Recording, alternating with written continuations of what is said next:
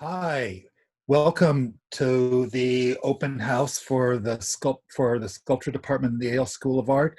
I want to thank you for waiting patiently. This is all sort of a trial for all of us, us in Yale and you as people out in the world, to try to get a sense of what we're going to have next year in our department. So I'm Martin Kersels. I'm the Director of Graduate Studies for the Sculpture Department, and I've been such for about 7 years. I came here after teaching and directing the art program at CalArts, and here I'm at Yale in New Haven, and after growing up in California, it has been quite a change, but I have adapted, and I have found an amazing cohort of co-workers, faculty, staff, etc. here at Yale. This is a little ad hoc, but thank you.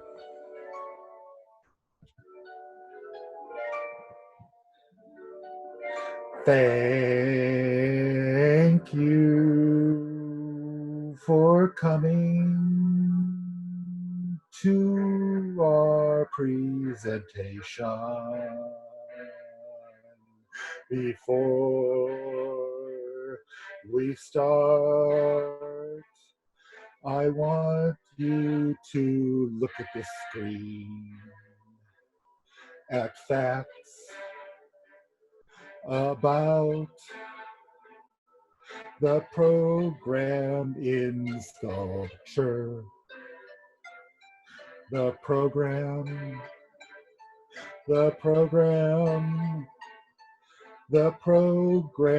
in sculpture. So today we will have myself and 4 other full-time faculty here to talk about the various aspects of our sculpture program, and then we will also then have a Q&A at the very end, but in between we will have a presentation of 2 of our grad students will present their work to you and talk about it briefly. So to start, let's move on to the first slide, and I hand it off to describing this to Sandra Burns, who is a senior critic and also the graduate coordinator for sculpture. Thank you, Martin. Hi, everyone. Thank you for joining us. Martin, thank you for that. That was brilliant. I'm going to just take a moment and talk about our mission within the sculpture department. So the Department of Sculpture recognizes that contemporary sculpture is a discursive practice and not limited by media, process, or concept, and identifies making as a critical process, metabolizing knowledge and experience through material. Art education is invaluable as a critical aperture for examining the social and historical moment. Building community through dialogue, the critical structure opens up diverse trajectories of thought, new forms of production, and new ways to analyze work. Extended critiques tease out the historical, formal, and social concerns to address multiple histories and modes of production. Our students graduate with a deep practical and critical skills strengthened by their time within the department and emerge with a sustainable art practice. We encourage students to collaborate with community members in other fields and disciplines, and constantly research new forms of production and also new ways of analyzing artwork. We focus on admitting students who approach art making with experimental and self-reflexive thinking, and emphasize inclusiveness in the recruitment of students and also in the hiring of our faculty. Hello, I am a full-time faculty together with 4 people here. I teach primarily anything. I do performance and installation for my own art. So that get me to be just multitasker in general. So I'm ready to interact with anybody. Elizabeth Tubergen. Elizabeth is teaches, but also is the director of our fabrication shop. Elizabeth. Hi, everyone. I'm Elizabeth Tubergen, coming to you from a rural place where I only have internet in my car. I am the director of the fabrication shops and work there closely with Desmond Lewis, another faculty member, and I also teach the graduate and undergraduate students. And I also am an artist, and I make large-scale sculpture. And Desmond Lewis, who is a lecturer, but also is the shop supervisor, a supervisor in the shop, and a farmer in his free time. Desmond, sorry, I gave maybe too much away, but I'm so happy about that fact, Desmond. Hi, my name is Desmond Lewis. I'm a sculptor and also teach in the sculpture department. I help Elizabeth run the shop, and my work mostly is in metal and other industrial materials. And as Martin said, I am a farmer. I have a farm in Tennessee. Yeah, growing cotton next year, so you can think about that. So let's go back to our presentation or our screens, right? So there you are. There are all the people, if you need to know how our names are spelled. We also, part of how our program runs is we have 5 full-time faculty, but we also have what are called critics.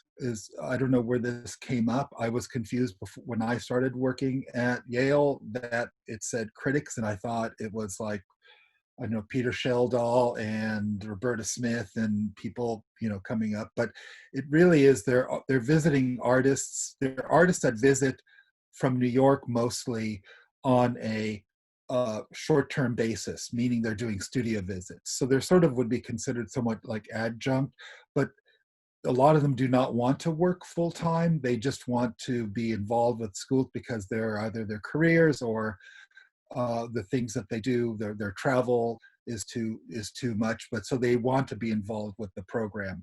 So it's Nayland Blake, Garnett Cadigan, Danielle Dean, Leslie Dick, Michael Ju, Ajay Kurian, Leela Dare, Juliana Siquierdo Liete, and Sarah Workna. That is for this year. This changes somewhat from year to year. We try to keep people for some multiple years, so there's overlap, so they get to see you from your very first year through to your second year thesis. But we try to also add people, we take some people away and add them, or rotate people in and out, so that we have a healthy, new voices, reflecting new ways of working, people who are, just coming onto the scene versus someone who's like Nayland Blake, who has been on the scene for a great deal. Nayland Blake is an artist, Ajay's an artist, but Garnett Cadigan is a writer. Danielle does video, Leslie Dick is a writer, Michael Ju does sculpture, Sarah Workna runs a residency. So we not only try to, mix it up in where people are from, but also, or how long people are there, but rather like what they do. So a lot of times I think sculpture programs get to be the kind of interdisciplinary programs by the fact if their school doesn't have one. And since I've been here, I've approached to try to make it that way even more so. So anyway, next. Do you want to take that, Sandra or Aki? Sure, I can. So the curriculum, January, fall, and spring have a different tone. Fall, we have less of thesis and admission, so it's more about introducing first year to the critique space, and then just getting like a weekly rhythm of the school. We have a center of our students' focus, I would say, is a studio seminar. It says group critique. On Monday, we have 2 students being critiqued by the whole group of your first year and second year cohorts, plus all the full-time faculty, which 5 of us present here. And also this semester, we are experimenting to invite a few critics for this critique as well. What you're gonna do is you're gonna present one kind of like a presentation ready work in one of our space. It's like a gallery space, I would say. And then you get critiqued for 90 minutes. So it's a pretty extensive and focused and public critique. Other things you have is X critique, which is we split the class, the whole sculpture department into half. So half of first year, half of second year meet with one full-time faculty weekly, and then 3 hours every week we focus on one student and then talk about their practice in a more casual way. So this is a way for you to really show concern, not through your formal presentation, but in any way you want to present. And then other things is studio visits. You will get 1 to 4 studio visits every week. And this is, you kind of make your own menu and then the timing. So every week you sign up when you need it.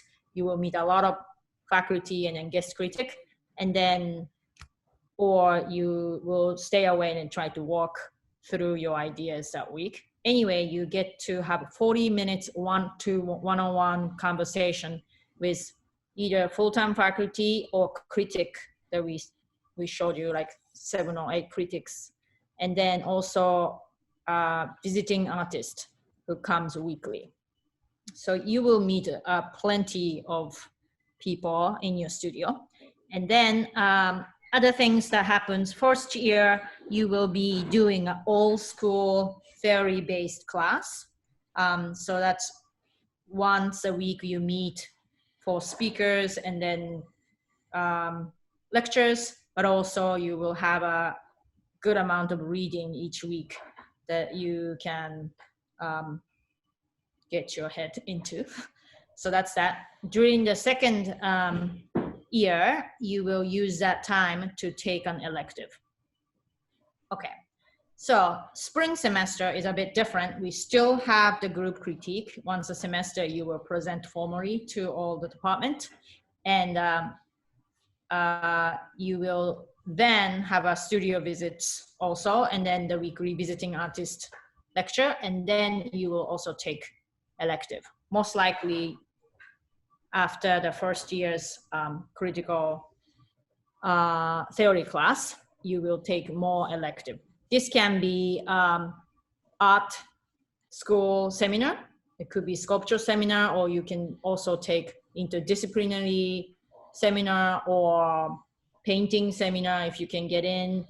And then some of the electives has to be taken outside of the School of the Art, which means, you know, you might take African American Studies course or public health class or whatever class that you could get into and that seems to relate to you in a wider university course offers.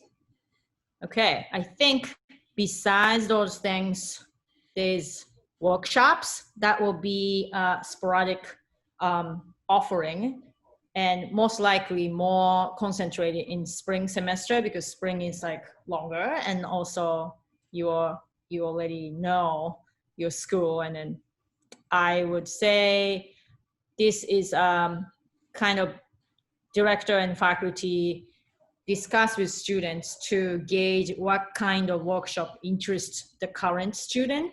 So it really differs each year.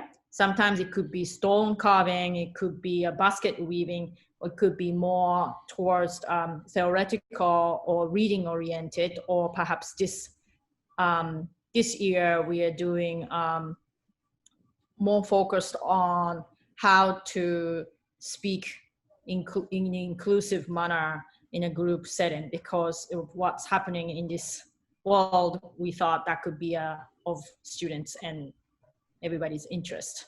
So it really depends, but we pick about several workshops that will be offered throughout the year. Okay, other things, but most importantly, thesis project that happens on your fourth semester. So on the fourth semester, instead of presenting for the group critique, you will be most likely focusing on making your own exhibition in the gallery at the School of Art outside our department. And we will do also departmental critique on each student. Did I miss something, Sandra? No, I think you did I don't great. think so. Yeah, I think you did wonderful. Yeah. Okay, cool. Why don't we, Elizabeth, why don't you take this? Okay, so If you can see it from your car, that is. I see it clearly. So one of the things that is really a strength of this program is our building and the incredible large private studios that everyone receives. We also have really amazing facilities that Desmond and I run. We have a full welding shop that's been really improving over the last semester with a lot of tender loving care from Desmond. We have a full wood shop. And then we also have tools that are available for checkout. Things have been a little bit different this year. But yeah, we've got a lot of stuff and we're like open to input if you guys need more tools, etc. There's our beautiful wood shop. Big Tanowitz, there's a shaper, there's 2 table saws, right? There's 2 table saws, There's a panel saw. stacking dado set and a regular table saw. Yeah, panel saw. We have a Panel saw. giant joiner, giant planer, 2 chop saws. Yeah, this is the metal, one of the metal parts, which Desmond, if you want to talk about those a little bit for those who are metal heads. Yeah, so our metal shops are actually split on either side of the wood shop. We have some of the best equipment you can buy. We have 2 Ellis band saws, 2 iron markers, a vertical band saw for metal, brand new drill presses on the way. We have 7 welders, a torch setup. We also have a 52-inch plate shear that has its own room dedicated to it. In addition, there's an outdoor work area. So I saw also in the chat, and this is a good question for Desmond about foundry. We don't have a foundry, but we have done metal casting in the past. And maybe Desmond, do you want to say a little bit about that? yeah, so we're in the process of working on approval to get bronze and aluminum to be able to be poured in the outdoor work area.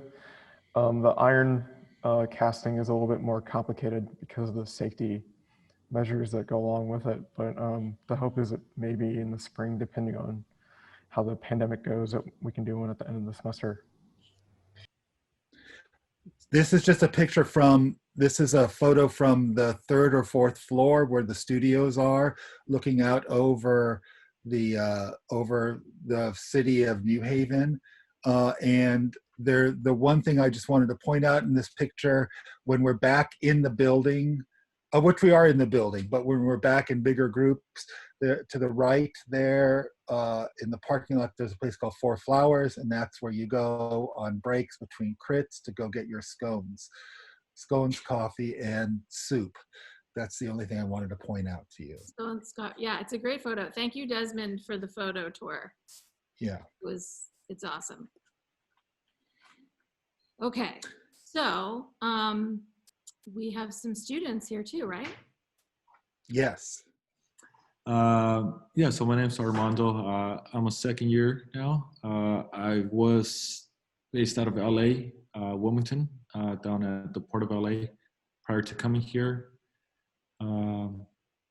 Yeah, but along with sculpture, I also do performance and I don't know, drawing and just, I mean, anything's good, I guess. As I was saying, I think this body of work or these different pieces kind of also might give some of you an idea of like, of the range of work that you can submit or the number of pieces. I think this covers most of what I submitted in my portfolio, except for maybe a few small standalone works that were like very, very small things.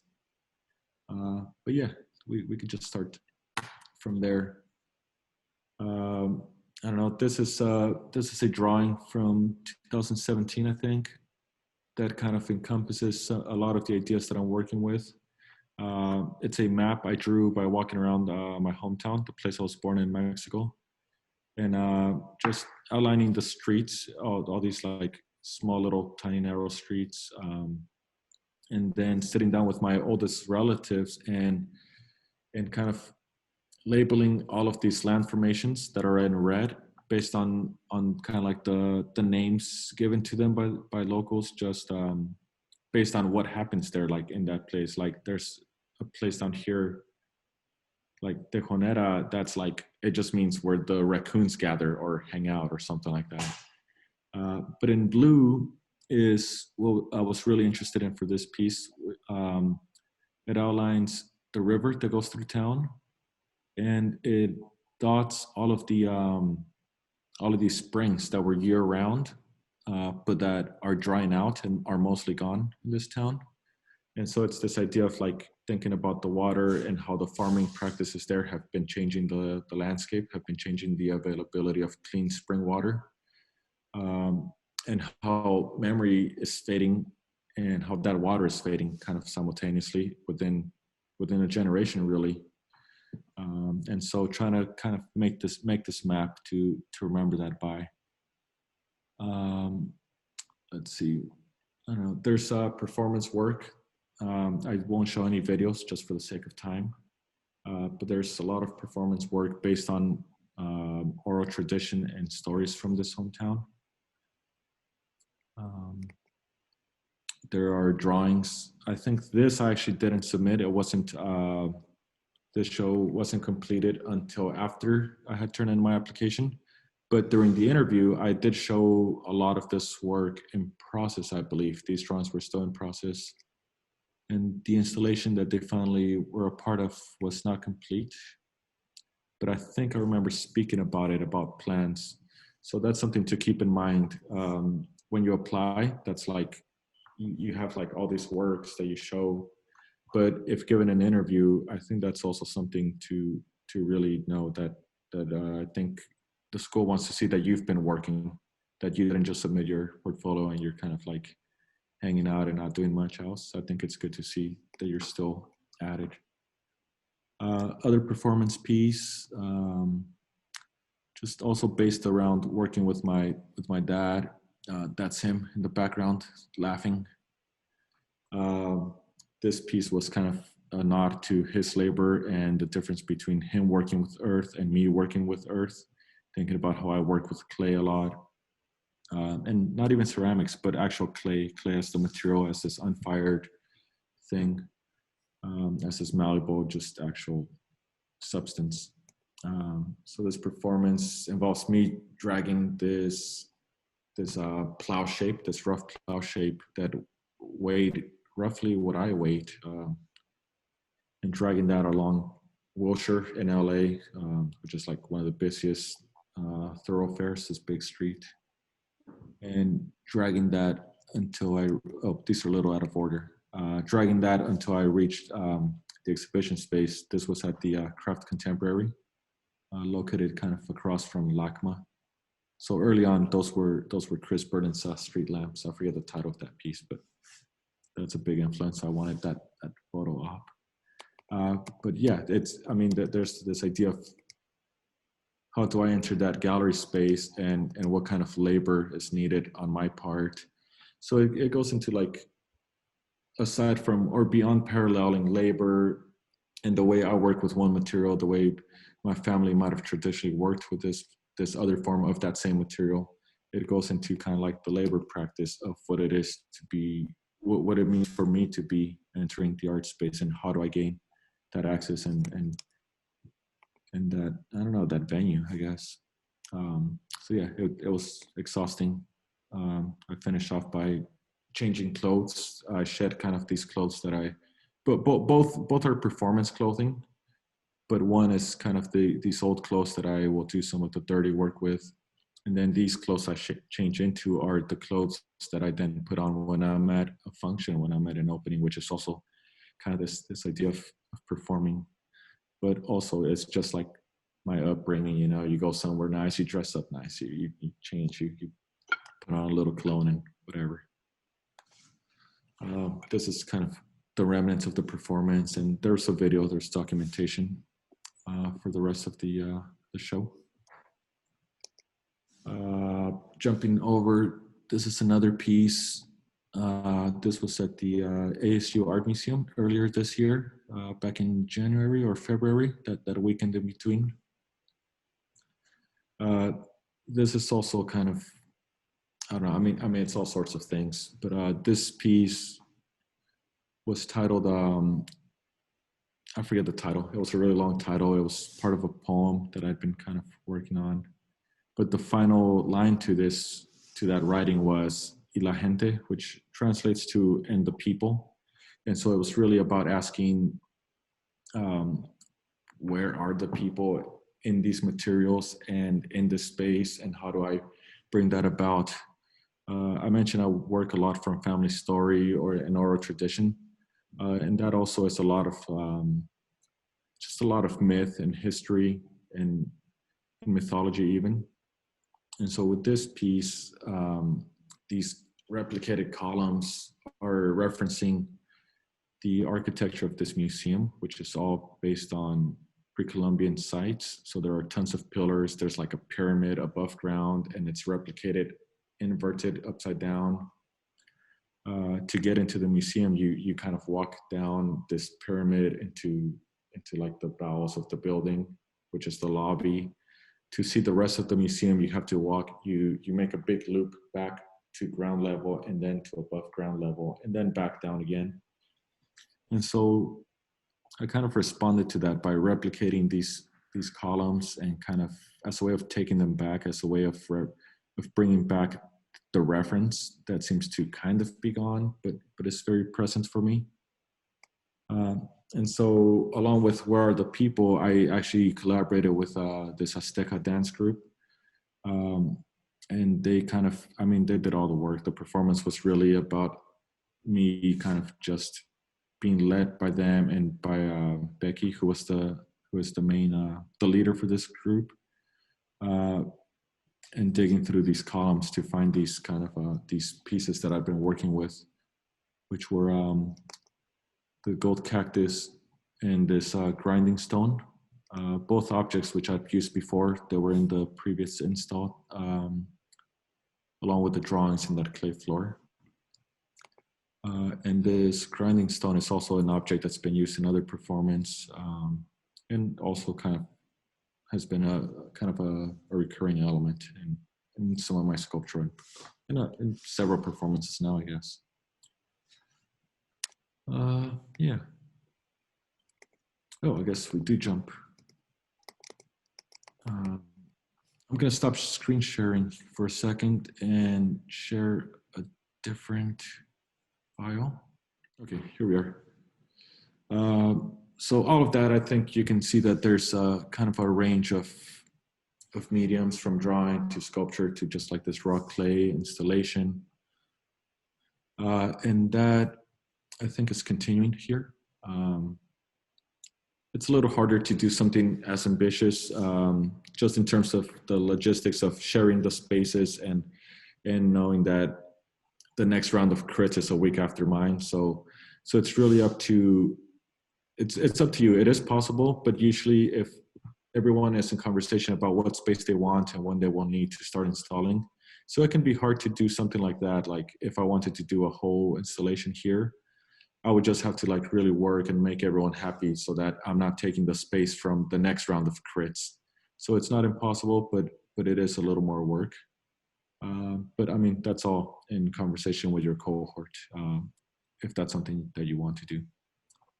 But anyway, since being here, I started playing a little, kind of not changing up the materials, but adding to that repertoire. Kind of bringing to the forefront other skills, such as like woodworking. Those two large drawings were the first time I showed drawings. And so I think here I started thinking about it a little more and just realizing that it's another tool, you know, it's something to be used. But also there's, I don't know, there's more recently, there's also been a change in the form, and I've been just kind of interested in these grids that are very apparent in this body of work that I presented, you know, a month ago. I don't know, these works touch on just personal conversation. All the titles came from very, I don't know, I guess they're intimate conversations between myself and those around me, talking about death and how we handle that. Talking about mythology and materials that point to that, and that goes for like the obsidian here, the clay, these branches that are locally sourced and found. There's this idea of space, or sorry, of place, geographic kind of reference, but also timely reference with this use of cedar and adobe, and a reference to a form of construction that I just grew up around. Along with death, there's this small coffin here. This is kind of what I mean by using these skills that I think in the past I've been not sure about bringing into my work, but they are just another tool. And so why not, you know, they can help make the thing. And so this small coffin was part of this grouping, and so were these drawings. And these drawings are also kind of a response to being here. Slate is a really common material. So is, not so is, but alabaster is another material that I started playing with since being here, both with carving it, but then using it to draw over slate. Yeah, I don't know. I'm trying to keep this short so that we can have more time for Q&A later. But yeah, that's a very quick overview of what I've been doing prior to being here and what I've been doing once here. Yeah, any questions? Thank you so much. Yeah, you're welcome. That was excellent, Armando. Thank you. Mm-hmm. And next we have Amina Ross. Amina, are you good to screen share? Yeah, I am. Hello, everybody. Thanks, Armando. It's cool to see the work that you applied with. Let me pull up screen share. So I also, well, I guess to give a little bit of background of where I was coming and moving into the program, I put some of the work that I applied with, so hopefully that'll be helpful to you all. And just a little bit about where I was coming from. Before starting this program, I worked as an educator. I also did like programming, specifically around music, and was making my work while doing a million other jobs. So the program has in many ways felt like a really important space to concentrate my energy on getting to flesh out projects that I felt like I was always having to put on the back burner. And so I'm sure that's something that hopefully resonates with you all, wanting to dedicate time to really dig deeper. And I can say that's something that I really have found here, especially through the, what would you call them? I was going to call them extracurricular, but that's not them. The elective courses. The university at large has felt like a really massive resource. So if that's something that I saw a few questions that people wanted to talk about that, I'd be happy to talk about that during Q&A. But yeah, I'm going to move pretty quickly through these pieces. This is a piece called By Your Hands I Open, Spill Out, I'm the inside of an egg, I pour, we bloom, magma rushing from a jagged crown of earth, molten and dangerous and alive, can't you feel? All of the works within this show, which was titled Daisy Chain, I was exploring the idea of love as a sort of technology of resistance. And I think that's something that runs throughout my work. I'm really interested in our relationships with those that are closest to us, as the place within which we can enact the smallest but perhaps the most potent unit of change or transformation. And the change and transformation that I'm interested in is one that's in service of the abolition of systems that perpetuate violence and harm. And so I oftentimes explore those things quite literally through exercises with people that are oftentimes aiming at some type of emotional excavation, and then perhaps more poetically or obliquely through the creation of digital spaces and physical spaces in the form of installations. Ooh, let me try to move here. Okay. And this was a sort of another scene of this virtual world that I had created. The viewer watches this scene play out on a loop behind or through the sort of threshold of a window, which is something that's been recurring within my work. And just like Armando, I won't show all of these videos. Most of my work is video just for the sake of time. But at the end, I'll show one short video that's about 2 minutes. This is another work, We Are Formalizing Solidarity Economies Beyond Familial Bonds, Recali Akuno at UIC, Race and US Empire. And another piece, 222, Soft Still, Joelle and Zach. And this work was the only sort of physical indicator of an exercise that was integral to the conceptual framework of this show. I had created an exercise where I asked queer couplings, so that could be romantic couplings, sexual couplings. The way that I defined couples within that paradigm were people who shared mutual love and respect between them.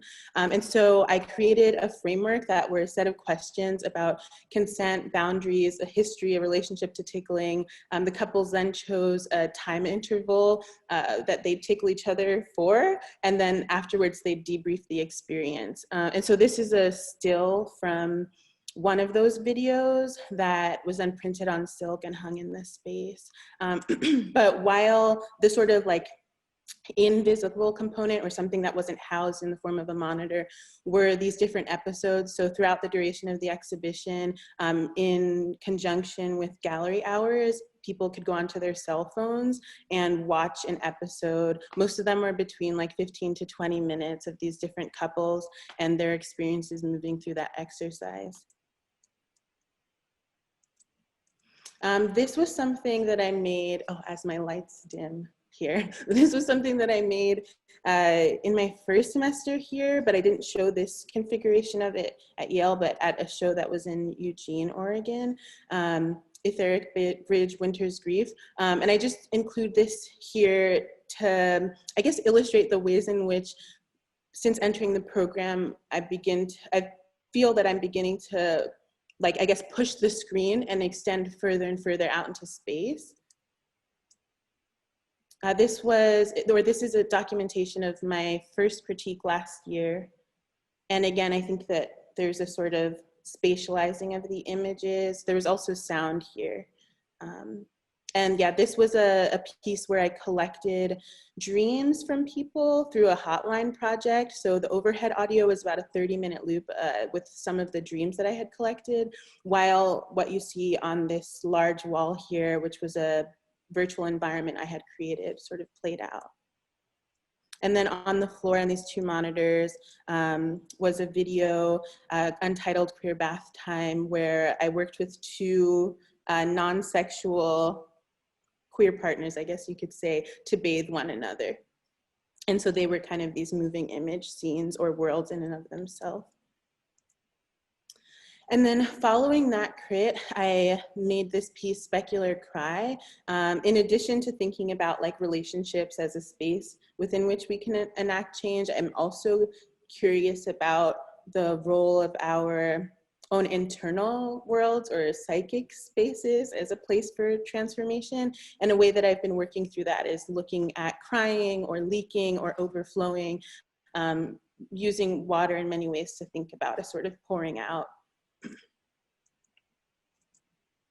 And that's something that carried over into my most recent crit. This is documentation done by our very talented first year Riley Duncan, of the first iteration of an ongoing piece for me that's titled Sonic Rupture, within which I collaborated with now it's kind of turning into a longer term collaboration with musician Isaac Pross, who I actually met here at Yale in one of my classes that I took in the music school and digital audio production before COVID happened. And Isaac's taking a break from Yale, but we've remained in touch and are continuing to work on this project. So, I mean, and that's something, he's a person I see myself working with for many years to come. So that just happening to encounter him in a class was has been deeply impactful and meaningful to me. And then another component of this installation was a motion graphic that I made with graphic designer Hyeree Youngblood, who is gonna be in her first year of the graphic design department next year. So for those of you that join us, you'll be able to meet Hyeree. And yeah, again, we didn't meet in class, but I met Hyeree just in the computer labs. And so again, that's another longer term collaboration that has been really deeply impactful. And then I worked with an actor named Daniel Reynolds. And so I won't explain this too much, but I'll show some images.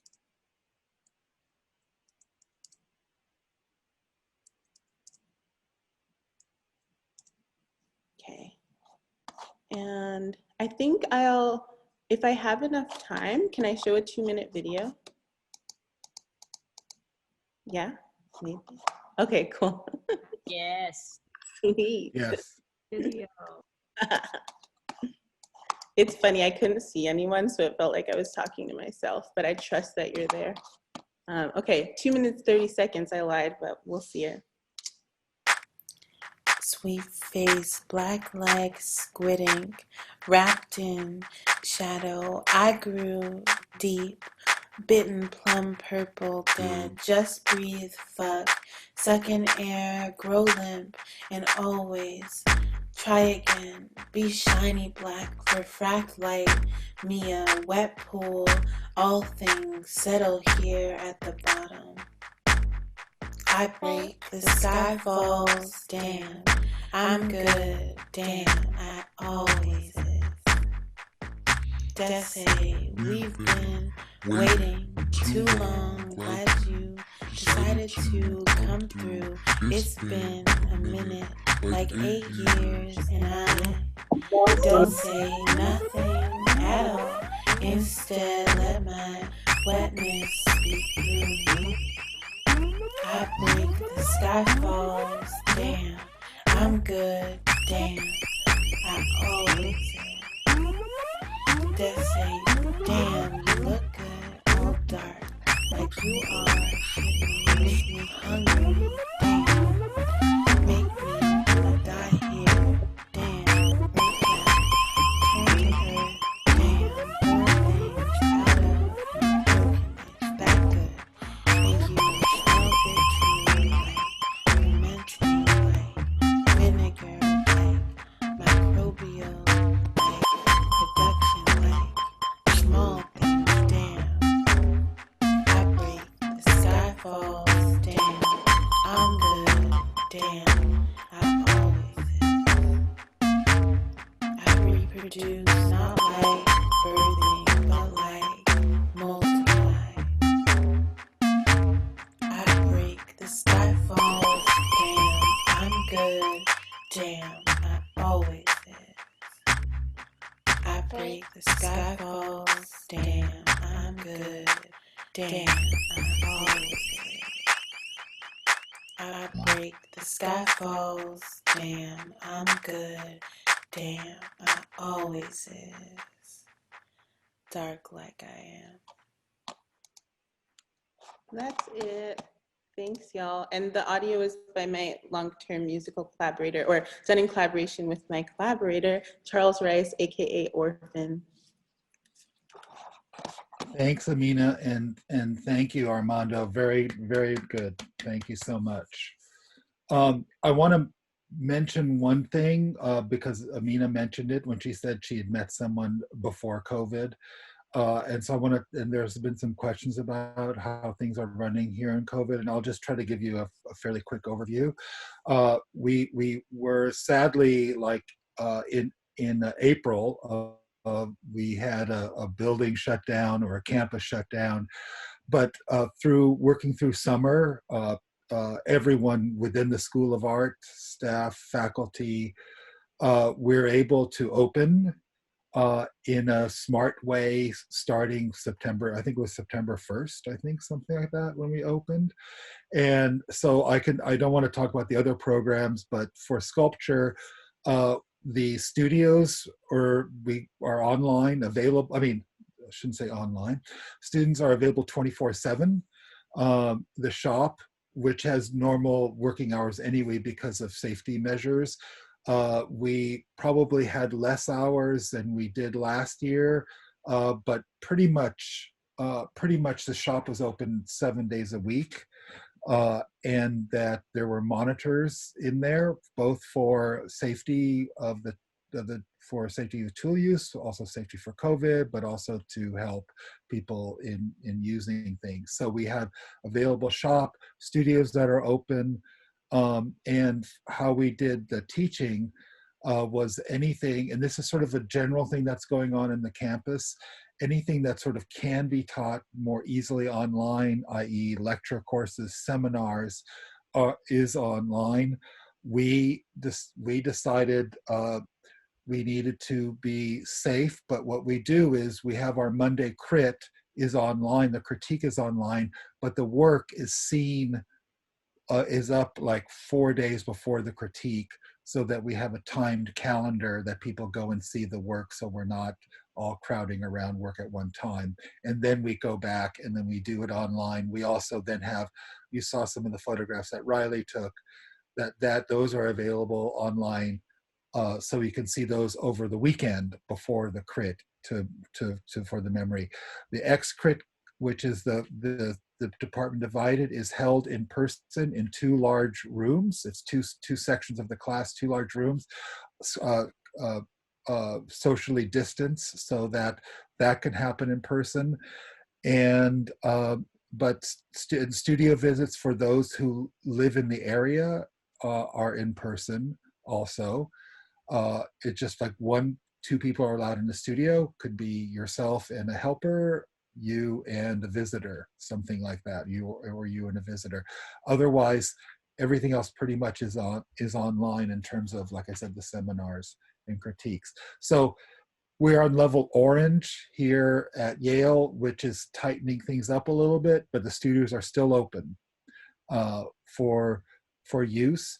And you know, as long as if we can continue being smart about how we do things, we should be able to stay open. And that is my hope, and that is what we work on all the time. That is something we talk about all the time. We're all like tired of it, but we all think it's the most important thing. That you can't really just do sculpture from your bedroom.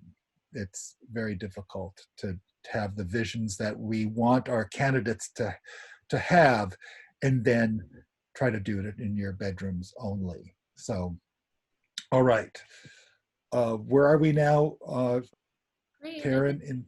At this point, you know, Sarah and Lindsay have been kind of aggregating the questions, so they can throw some questions out and we can do some Q&A, and then we'll wrap it up.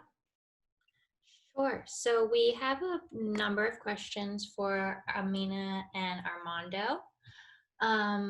The first of which is if the two of you could perhaps help to describe what a typical day of school is like. Also, how do you feel about being at school during COVID comparing to the school year before? And then just speaking to the kind of student cohort and crit culture generally within the department.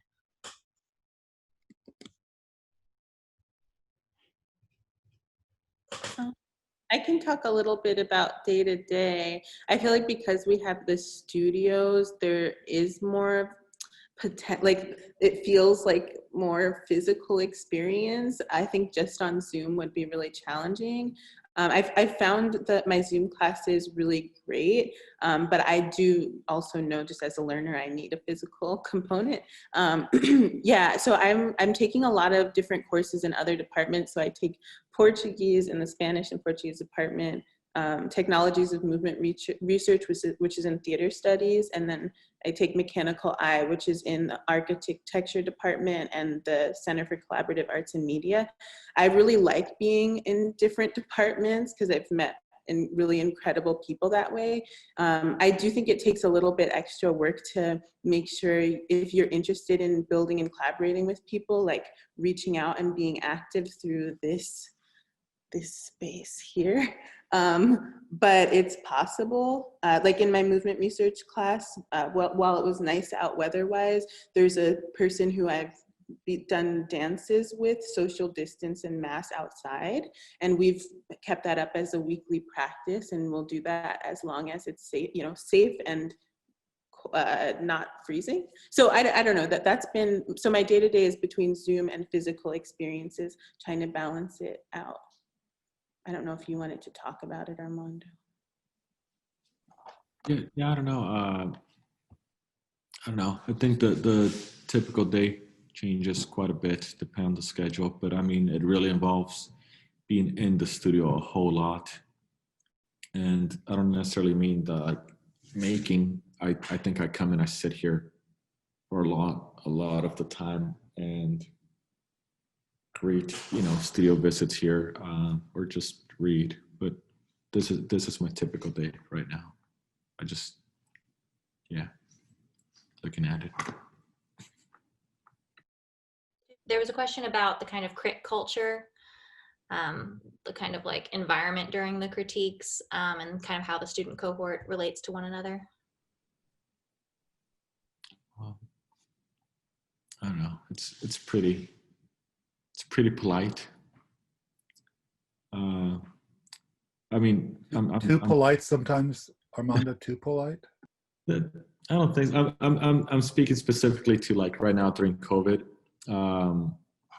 Like we're on Zoom for a crit. We do have the opportunity, or we do show the work in person. We set it up.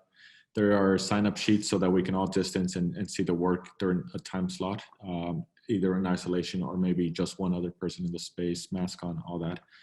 But I think Zoom has made it very polite. There's a queue. Everyone's very respectful of that.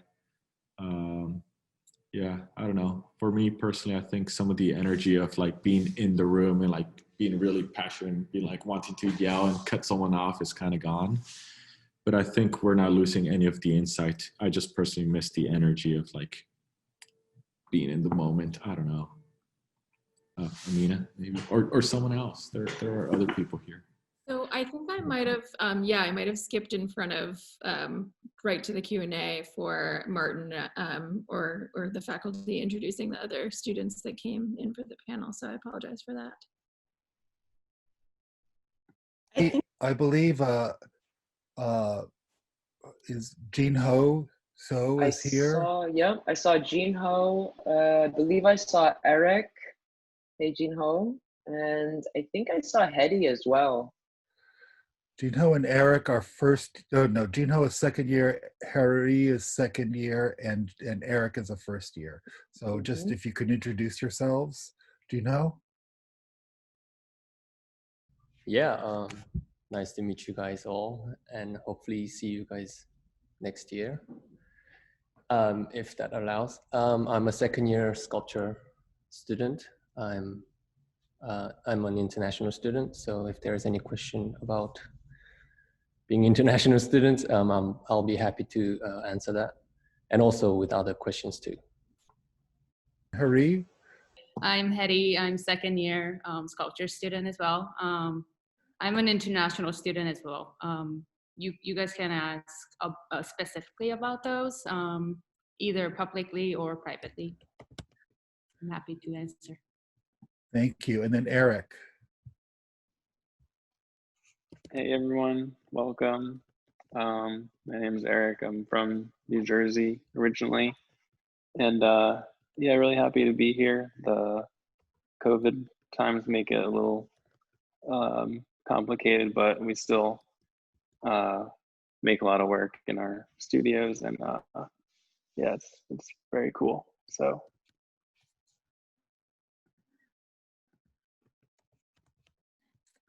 Right, thank you. More questions? Yeah, more questions. Okay, so there are a couple of COVID related questions, just kind of generally for the group. How do you envision the 2021-2022 school year with COVID? Will there be open studios? And have students this year had access to their independent studios despite COVID?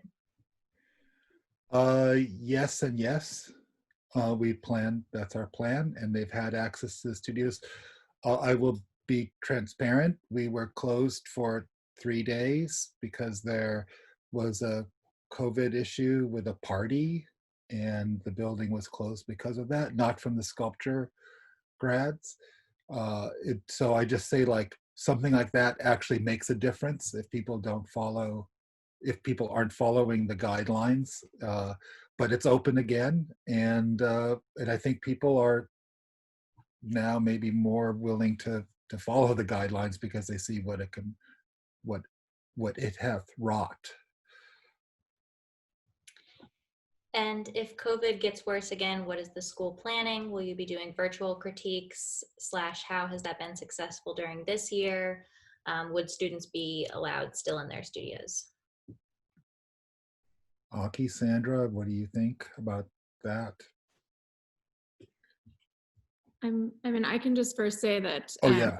we don't, the university is a large and complex place. A lot of decisions happen at kind of the provostria level and with the public health experts and epidemiologists with this. So they've been trying to keep a very tight handle on and watch of everything that's going on with the way that things are moving. So currently we do have, and we don't know of that many other MFA programs that are at the status we're at right now, because we do have our studios open 24/7 at the current moment. We hope that that continues, but the public health situation, and as we've all seen, the local governments can really impact what's allowed and what's not allowed. So the nice thing about being Yale is that we've been in close kind of lockstep with the city and the governor of Connecticut, trying to keep things moving. But again, it's until it isn't safe or responsible to do so. We don't really know if and when we'll shut down again. I think when we closed the doors in March, it was because the pandemic was very new. There's a lot of things we didn't know about it. There wasn't PPE. And with this year, we had many, many months to prepare to be able to open in this way. And so yeah, we don't have an answer about if and when and what until probably close before it happens, unfortunately. So there's a question that's circulating in the chat about how often recent grads are hired into part-time teaching roles.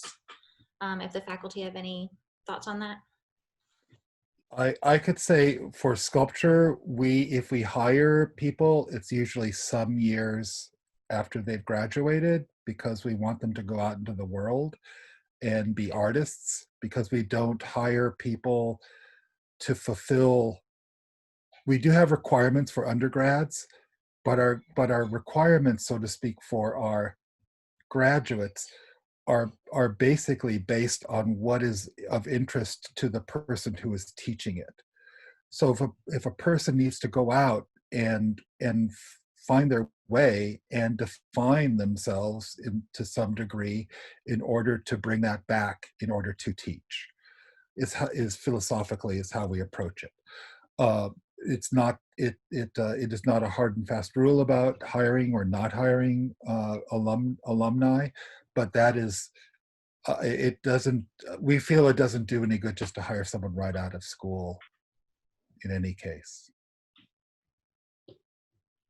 I do want to add, though, really quickly that Yale Norfolk is a small summer program for undergraduate students across the country that is run by Yale's program. It's like a small residency program that happens in the summer. And it's 2 summers ago, when Byron Kim and Lisa Segal became the co-directors of the program, they actually changed the structure of it a bit. And so now we have 4 teaching fellowship positions that are that are available for alumni of the grad program, like recent alumni. So there is this chance to apply and potentially come and teach at Norfolk for the 6-week program. and be mentored by the faculty who are more experienced faculty. So that's an exciting. And also the Yale Prison Initiative is an opportunity to teach. Yeah, that's exactly right. Martin, although we don't guarantee it, most artists get a TA-ship should they want it to during their time within the sculpture program. So you get experience, which I think is crucial too. Yeah, and some of this is going to, we'll see what, you know, the next couple of years bring with a new dean, and how they feel about that sense of professionalization of education, and whether they're going to embrace that or not. So the outgoing dean thought that was, but usually not right away. It was something, again, given a little time, but we will see. We want to, the way that we help a lot of times is that we write letters of rec and point you in directions of where teaching is available, and other kind of programs like the program at the VCU or the one at University of Texas Austin, and try and, you know, write letters, talk to people, you know, just big things happen for those who are interested in teaching. Not everyone is interested in teaching. We know that too. You don't have to come here and be interested in teaching. That's not a requirement. We have a few questions about interdisciplinary work. Do you have past experience with students working with virtual reality? What is the department's approach towards new media? I could take that one, Martin. We have had a good amount of experience with grads using VR, and there are facilities here for that, and we've had VR brought into the sculpture building as well. So it's something that we fully support, and I think the university at large also supports that with facilities as well. I think where we I shouldn't say lack, but where we need to strengthen ourselves would be in the ideas and theories with VR or AR. You know, we would maybe, if we did take someone whose main practice was that, we would have to think about how we could augment our program in terms of a faculty presence for someone who, you know, so to speak, knew more about that, or could bring something more to the table than we can, right? That's how I would look at it. So that in lies, like our cohort, we want to be able to respond to what the cohort is bringing to the program. And then somewhat related, what collaboration opportunities exist with subject matter experts from fields outside of art, like food scientists, physicists, psychologists, for experimenting in controlled environments or consultation? We often point who might be a good person to talk to, and then a student, according to their very specific interest, will then make a personal connection by going and bugging them or taking their course and continuing, or like Amina's collaboration, sometimes you meet somebody and then become a collaborator. Perhaps then that person might be a graduate student or staff or faculty, or their connection then become your connection. So it happens mostly through personal route, but it's pretty easy once you get here. I find, like, for example, I get a lot of visit from student from dance, or somebody who's studying to become a priest, or a science student to come visit my office hour. So, you know, depends. Does any of you, Amina, Armando, Jeenho, Hyeree, Erik, have any interaction with that you can share? Well, Stella just is working with an astrophysicist, right? True. on her work. And then like 3 years ago, we had someone who worked with within the Yale morgue and did work there. Did Armando, have you or Amina, you've worked outside of the school with other people, right? Like it seems like that's a lot of what you do. That is sort of your practice, is to bring people together into different projects. Yeah, I mentioned CCAM because like they're really into facilitating that type of thing. If you did want to do that, like that's kind of what their whole shtick is facilitating cross-disciplinary collaboration. So like today I was meeting with someone from CCAM who's a physicist and does motion capture of dance. And like Jeenho's in a class with me with Emily Coates, who also collaborates with physicists. So I feel like there's people who are interested in doing that, and you can reach out on your own, and I think people are receptive. But if you did want like help doing that, there's also that framework that can be a liaison for that type of work.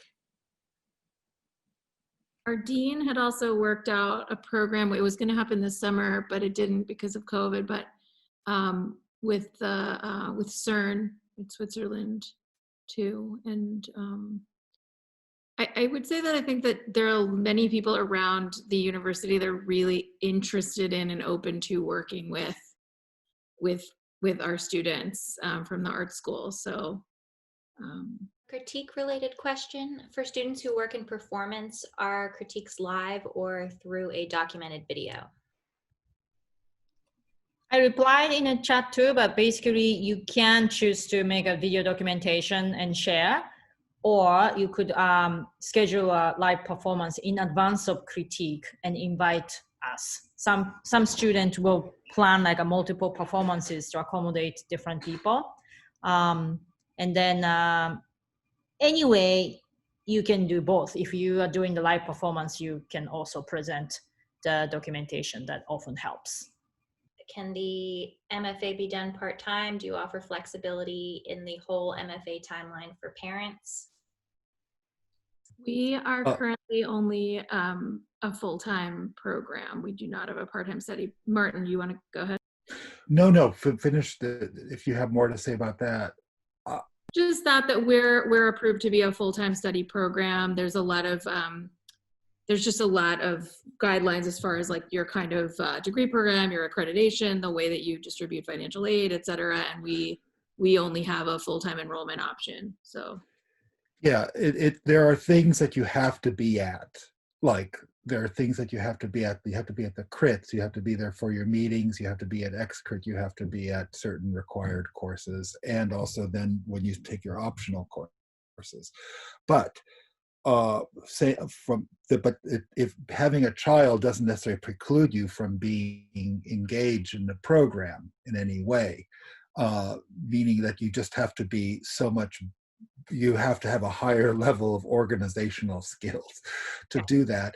And you have to, be able to stay up later. I know when I went to graduate school in my third year, my wife and I had a child, and that meant I started working around 10 at night on my work instead of a lot of times, like when I had to be at home for something. So it's a balancing act, but possible. People do have children who are in the program. we have several students currently enrolled, not in sculpture, but in other departments that are parent right now. So definitely it does happen. Yeah. And then reapplying this year, is it okay to resubmit the same letters of recommendation from last year? Yes. In fact, there's a way to do it where you can just use the ones that are already in your account.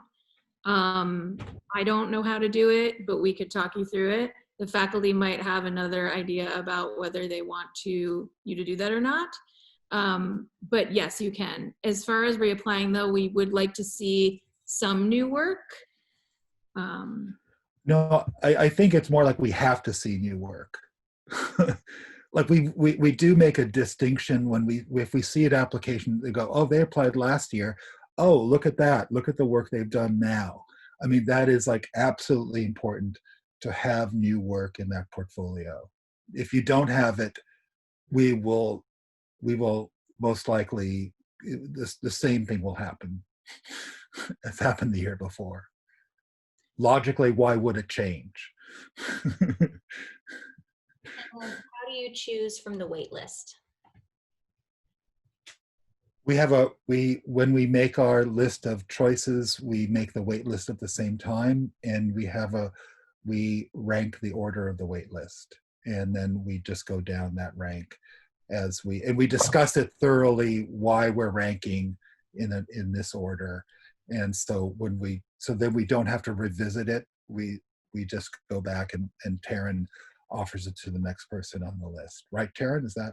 That is true for you guys. I mean, we operationally, we did things a little differently this year, but most of our other programs, we have such small cohorts that it really depends who doesn't come, that we would also look and see like, how is the cohort balanced if we, take the next person, or like, so most of our programs actually don't rank the wait list.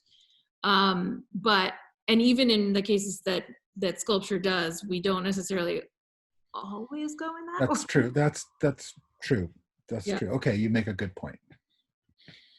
And are students on the wait list informed of their position in ranking? Absolutely not.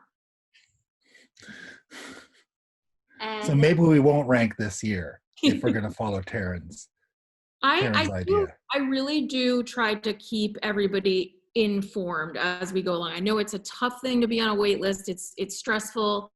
Oftentimes, if you're on our wait list, you're admitted to other programs that are pressuring you for an answer. So I'll say two things. Like, in my career in admission, which has been like 20 years long, some of the best students I've seen come out of any program I've worked at were on the wait list. But yeah, I think what we try to do is just keep you guys informed throughout the summer of like we'll check in with you at a certain benchmark dates and kind of let you know what's going on, but you never know. I mean, really, we sometimes have had, I guess 3 years ago, a student showed up for orientation and then decided they didn't want to be in the program in painting, and painting called the person on their wait list, who was literally in their car driving to another city to move to grad program, and like turned the car around. So it can happen as quickly as like late August. I would say that we did this year have some difficulty with the consulates not being open all over the world. Like, we had a wait list that also had international students on it, and we really couldn't.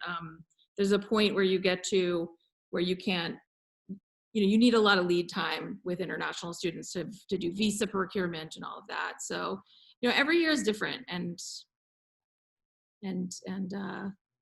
yeah, you never know. Aki, do you have a question? Yeah, can I ask Jeenho, Hyeree, and Erik to tell them how many years you spent outside the undergrad, and then what you did during that time? Erik.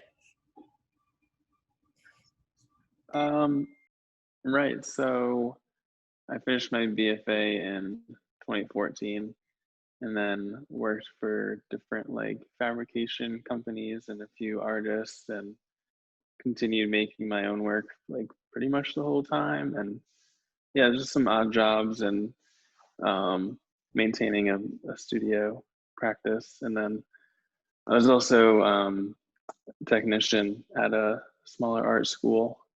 And then it became time where I wanted to get back into a community and be in critique and thinking critically. And yeah, 6 years it's been. And yeah. Cool. Thanks. Hyeree? Well, yeah, I actually graduated in 2016. And it was like 2.5 years before coming here. And right after undergrad, I was in residencies and just had been lucky to show in many places. And I was paying my bills by teaching at art museums, had art programs for like high school kids and elementary school kids. Thank you. Jeenho? Yeah, I graduated at 2015, so I think I had like 3 or 4 years. And during that time, I did part-time job as a English teacher in Korea. I worked in a gallery, assisting, and also in a construction company. So there were a lot of outside experiences, and I spent a lot of time thinking about art, or if I do want to be an artist. And I think that takes a lot of time outside of the school, because I didn't know that when I like really graduated from undergrad. So that's my case. Thank you. And there's also like applicants do we get who has been out of school for more than a decade or perhaps few decades. So that's also cool. And also there are lots of applicants only a year after graduating from undergrad, whether it's an art school or liberal arts school or sometimes like completely different school, all are game. I think one thing is like, it's very good for you that you already know that you wanna apply for grad school and then you're ready and you already consider yourself artist. I think that's really helpful. Thanks. Next. So there are a couple of questions about portfolios. Of the 20 images that applicants are required to submit, about how many individual works are expected to make up the 20 images? How many projects do you expect to see? In a portfolio, you can show some people, if it's 20 images, some people show 20 individual pieces, and some people show 3 big installations, and then different views. So it really depends on what kind of work you make.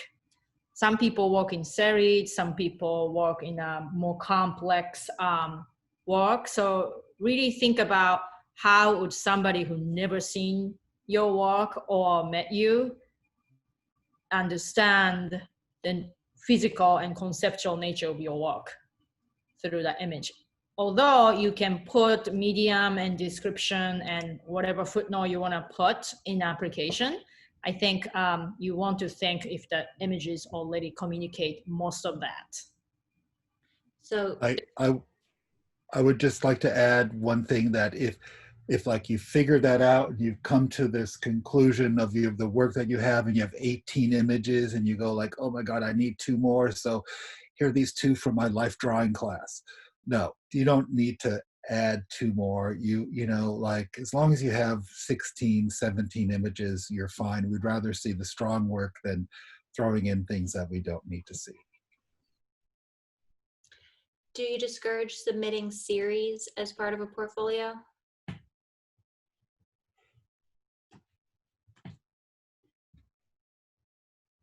See, like serial work, like you mean like one piece, I guess. I'm not sure. Ask this question, Stella. If you have clarification, you're free to put it in the chat. But I think, yeah, like one long, like single series as their portfolio. Stella says yes. That's what she's asking. I think what we don't want is you don't want to look really limited in scope. Wouldn't you say, Martin?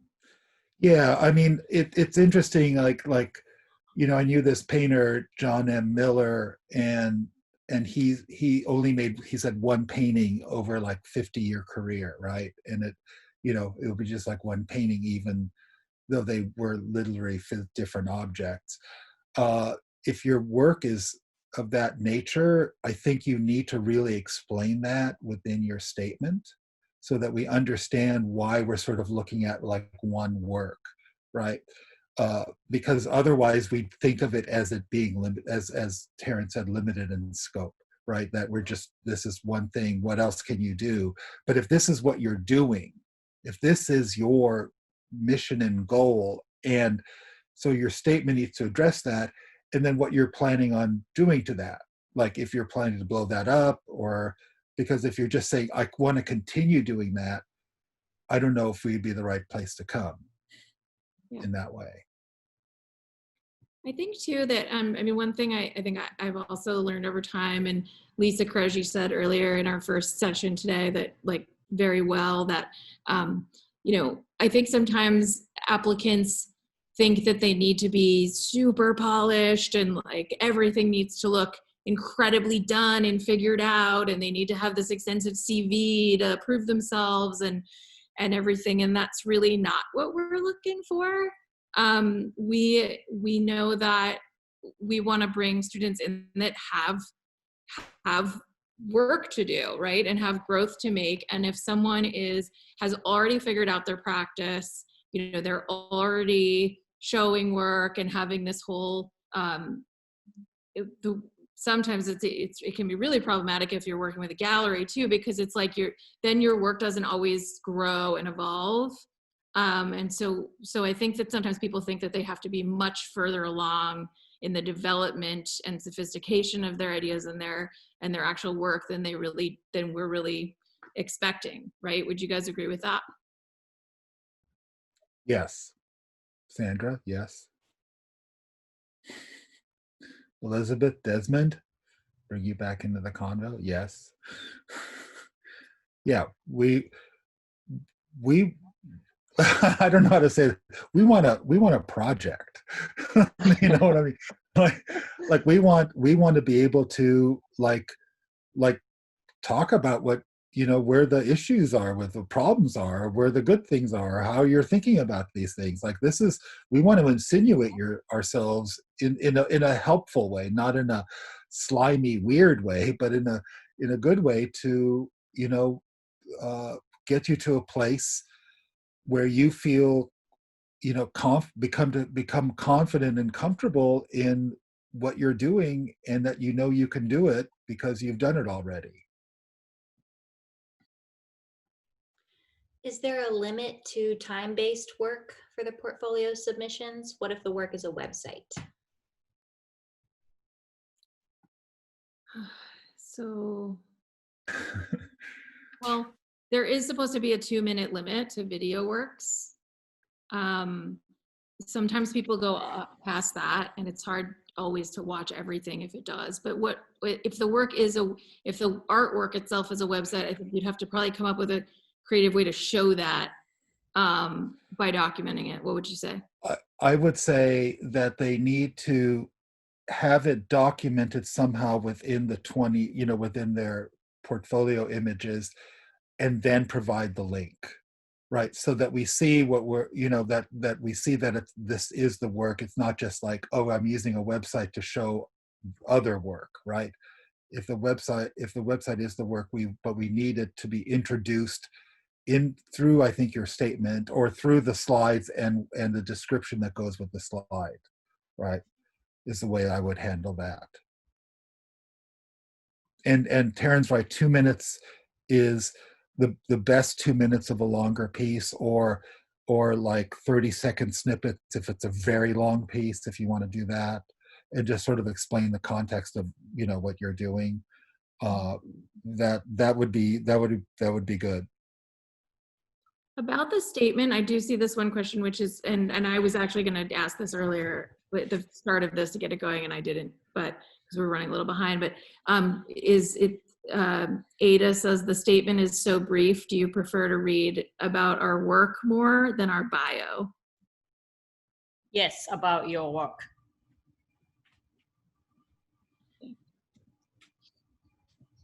All right, I think we're way past time, so I want to be respectful of everybody's time. So you want to take how many more questions, Lindsay? Like 2 or something? However many you have on deck that you think are really. So there's been a couple of questions. One that was just reiterated about the request for pieces to be in their ideal surrounding context for the portfolio submission images. If they were never showed in an ideal context, is it okay to Photoshop a background into it? If the work was installed in a gallery, is it okay to have other people's work like in the installation shots? What are the rules for that? It's your call, but I think in the past, when somebody showed just a studio shot, that seemed better than photoshopped, because then I would think about what's hidden.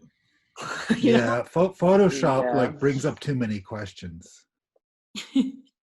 Like what is it? And it doesn't also provides a very, it like the work could literally be 2 inches tall and you photoshopped it in a way that makes it look 20 feet tall, and we think, oh my God, look at that. So it just sort of brings up too many questions. We'd rather see it even in the studio. I mean, And also, Sandra, go on. Sorry, Desmond. I was going to say, also, in the ideal context for the work doesn't necessarily have to mean a white background. It could mean it's outside. It could mean it's, in a really, it's in an area that you may not expect. So I think, where the work lives is how it should be documented. Yeah, Do and you I know- would just add, sorry, I would just add please. that if there are other works that are not yours in the peripheral of your image, to articulate which piece is yours, and if there was any collaboration, if that should definitely be stated, if there's any collaboration in any form in the practice. Can the Yeah. colleagues here say some tips or what you really worked when you made portfolio, thinking back? I had a piece that was in a group show, and I couldn't take another photo of it because it was installed. But I mentioned that it was in a group show, so I think they kind of understood that. It You was. mean that wasn't all your work? What? We thought that was all your work. That's why we let you in. What? That's what happens. I'm saying it now. But yeah, so I think it's important to mention what's your work and what's not, and if it is a collaborative work, mention the collaborator too. I think it's nice to see like a curveball, like seeing a good series, a good breadth of your work, but then like seeing something unexpected that maybe you're playing with. That's always good. To the collaboration thing, and I hope I'm not giving away too much, or maybe we're not supposed to talk about it, but I will anyway. When we were looking at portfolios, there was 2 people who collaborated on something, and one of them didn't give credit to the other, and that was a huge turnoff for us. So do credit others, like just in life. Totally. Also, if you, in terms of documentation, we've had instances where people will stand adjacent to their work. I wouldn't suggest that. We really want to focus on your work. So just when you think about it, just, really streamline giving us the best visual of the piece, and we'll hopefully get a chance to meet you physically in the future. But yeah, the collaboration is such a great point. And for myself, and I know others, whether you have friends that are more acclimated in digital photography than you are, like getting that assistance and or hiring is something that a lot of us do as well, because it can be hard to not only be the creator of the work, but be the person who's documenting it. And so sometimes bringing in an additional set of hands can be really helpful. Also, I just want to mention that if I was if I'm applying right now, there's like student websites that are on the Yale School of Art, so people can actually check every single students who are attending here. So if I knew this information before, actually I did. So I checked every single student's website and saw what they're working on.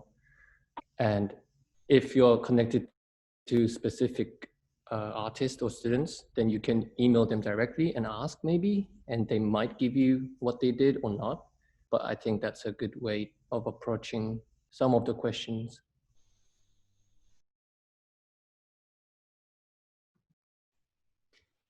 So we have a couple of, I feel like a lot of these questions have been addressed, and it's getting quite late, but Yeah.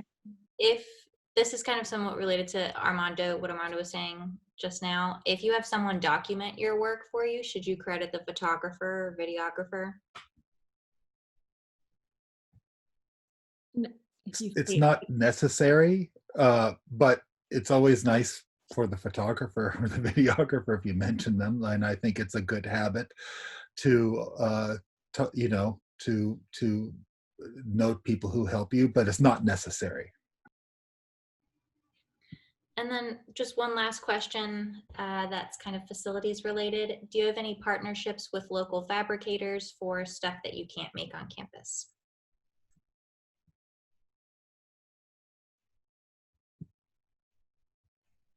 No, I mean, people have found fabricators like, say, powder coating or things like that, and or glass cutting or glass, having glass made or something like that. But we don't have any, there's no partnerships, because the problem with sculpture, or not the problem, the beauty of sculpture is there's so many ways of making things, and our program is not limited. If we were just doing clay and stone, I think it would be a lot easier to have relationships and a lot easier to do the things that, you know, some of the questions are referring to.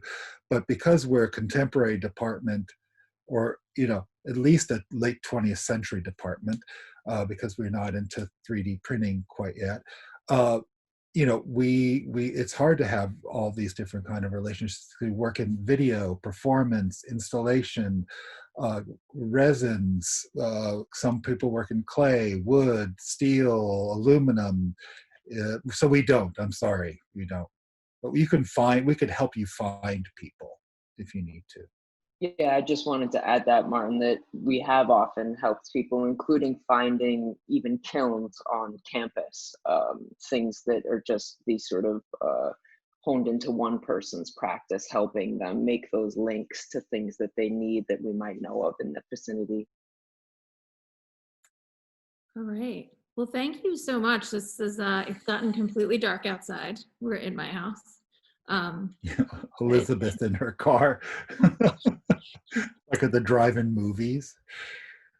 Thank you to faculty and students and our staff too for helping run this. Martin, yeah. Go ahead. I'm sorry, what? No, please. I can't. We keep going to talk at the same time. No, go. You go. I was done. Oh, I was just going to say, Coco. Yes, you can use your work from 2 years if it relates to the current work. There's so many questions going up. I just want to go be like, you know, some sort of a radio doctor. Yes, no. But thank you all for being here. Thank you, current grads. Thank you, faculty. Thank you to Lindsay and to Sarah and to Taryn especially, and David.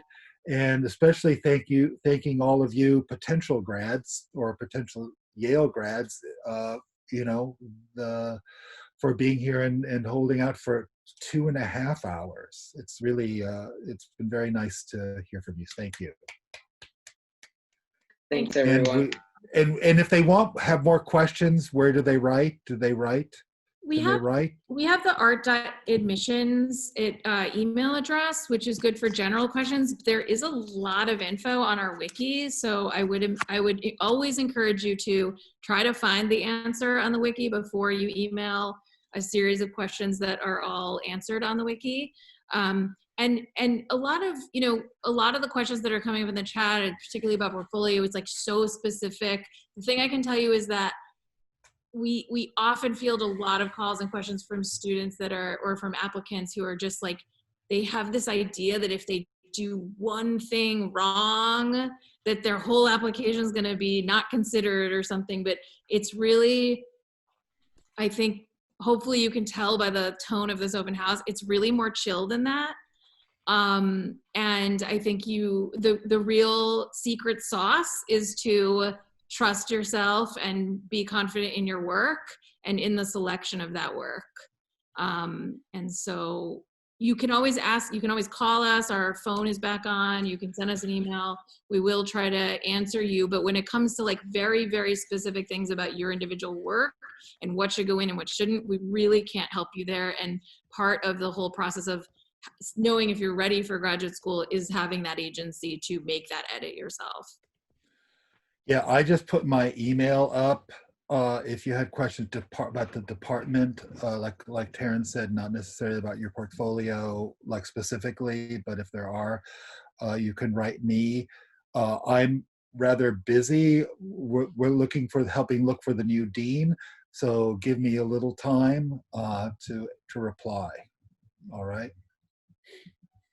Just to follow up on what Talin said, I think if you make it to an interview stage, you could bring your specific question about your practice, and we always give some time for you to ask such question, and it's a really good space to hone, I don't know the idiom, but like hone, yeah. Hone your portfolio. So Thank thanks. you, everyone. Thank you. Have a great week. Thank you.